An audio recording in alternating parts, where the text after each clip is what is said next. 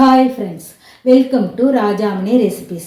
இன்றைக்கி நாம் புளி ரசம் செய்கிறது எப்படின்னு பார்க்க போகிறோம். புளி ரசம் தக்காளி சேர்த்து செய்யும்போது ரொம்ப நல்ல சுவையுடையதாக இருக்கும். இன்றைக்கி வீடியோவில் புளி ரசம் செய்கிறது எப்படின்னு பார்க்க போகிறோம். வாங்க வீடியோக்குள்ளே போகலாம்.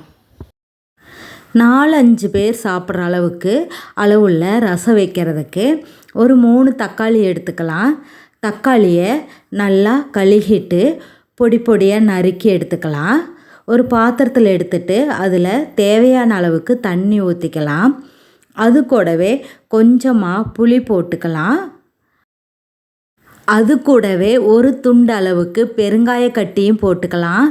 இது 3ஐயும் போட்டு நல்லா கொதிக்க வச்சுக்கலாம். தக்காளி நல்லா கொதித்து வரட்டும்.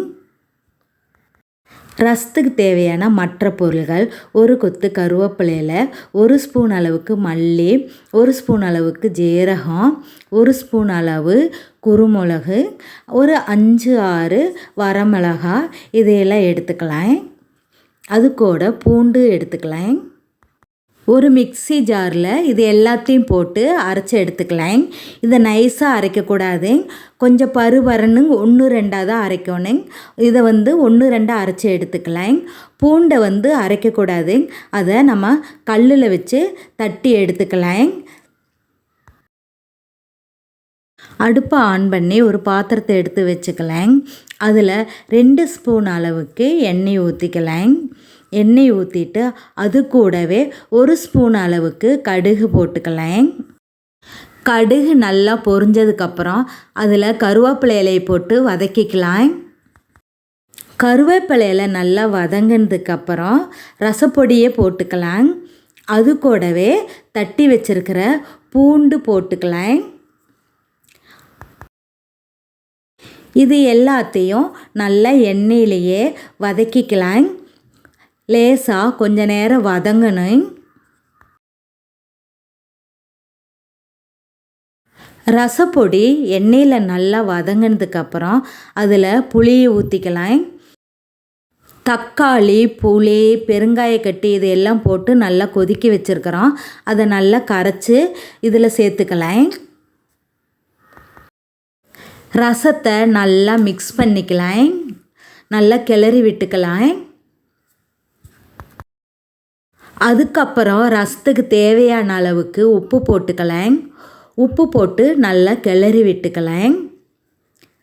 அது கூடவே கொஞ்சமாக மல்லி இலையும் போட்டுக்கலாம். மல்லி இலையும் போட்டு நல்லா கிளறி விட்டுக்கலாம். ரசம் நல்லா நுரக்கட்டி வரணும். ரொம்ப நேரம் கொதிக்க விடக்கூடாது. நல்லா நுரைச்சி வந்ததுக்கப்புறம் அடுப்பை ஆஃப் பண்ணிக்கலாம். ரசம் இந்த மாதிரி நுரைச்சி கொதி வர ஆரம்பிச்சிருச்சு. இந்த மாதிரி கொதி வரும்போது நம்ம அடுப்பை ஆஃப் பண்ணிக்கலாம். அதுக்கு மேலே அதை கொதிக்க விடக்கூடாது.